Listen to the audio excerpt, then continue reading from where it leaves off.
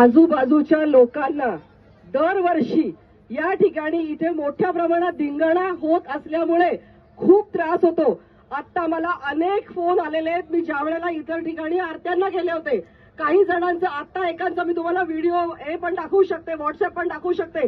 लिव्हरचा cancer झालेला एक patient आहे, एक अतिशय वृद्ध 90 वर्षाची व्यक्ती आहे. कसा काय आवाज सहन होणार आहे? दरवेळेला इथे दही अंडी होते. तुम्हाला मान्य आहे का सांगा? तुमच्या घरी सुद्धा आजी असेल, आजोबा असतील, आई बाबा असतील, आजारी माणसं असतील, लहान मुलं असतील.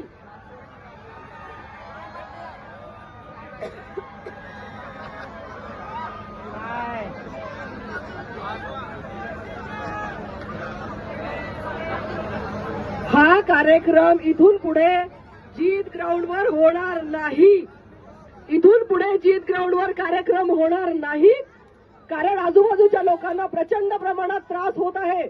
आणि हा कार्यक्रम इथे आवाजाची मर्यादा ओलांडून, धार्मिकतेची सगळी बंधनं तोडून कार्यक्रम आयोजित केला गेला होता.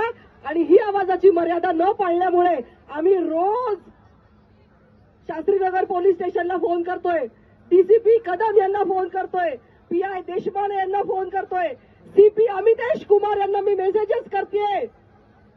आणि तरी कोणत्याही प्रकारची कारवाई या ठिकाणी आवाजाची मर्यादा पाळण्यासंदर्भात झाली नाही.